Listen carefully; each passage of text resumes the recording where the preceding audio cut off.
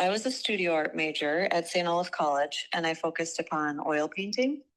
I took a color theory class called Color Design that was taught by an incredible artist named Wendell Arneson. And I became hooked upon how colors play off of each other and change and inform one another. And every artist who I worked with at St. Olaf is established and just brilliant in their own right. So I feel really, really lucky to have that foundational knowledge. My mom is also an artist. She was an art teacher and she now does collage and drawing and quilting. My grandfather was a woodworker, so it runs in the blood. I've been pursuing art as my sole vocation since 2010. And living in the Twin Cities has been wonderful because of the lively art scene here and the support and community that you can find with other artists and galleries like Gallery 360. Right now, painting winter scenes is really, really fun. Like there's something about the crispness, not Christmas, but crispness in the air and the crystal clear skies and the definition that you can see kind of in the colder months. You know, the pollution is sort of, I don't know, gone and everything seems just a little bit more crystal clear.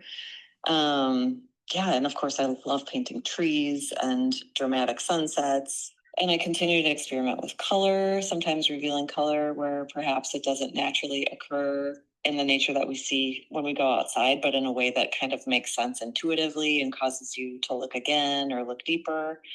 I also used more tools that I haven't used necessarily in the past that sort of led to more of an experimental feel, like a painter's wedge or even, sponges, things that create texture.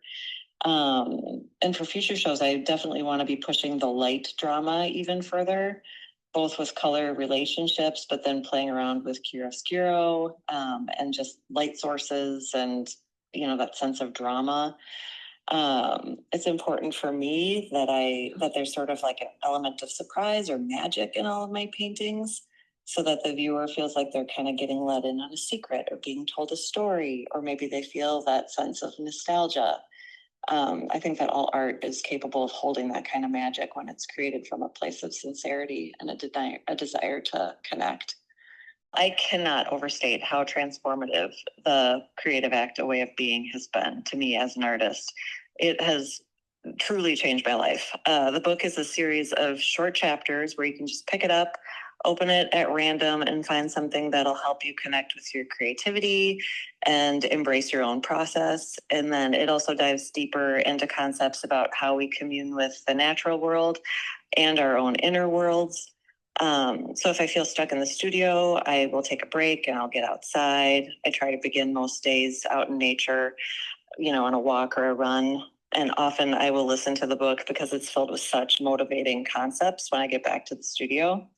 It's also led me to explore different forms of meditation. And I discovered that centering and grounding myself in a mindfulness practice has really transformed my art.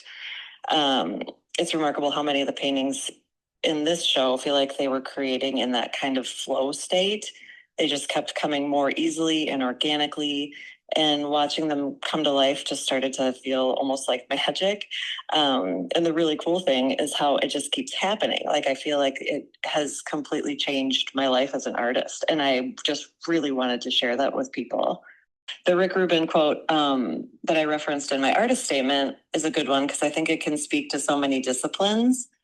And it is, no matter what tools you use to create, the true instrument is you, and through you, the universe that surrounds us all comes into focus.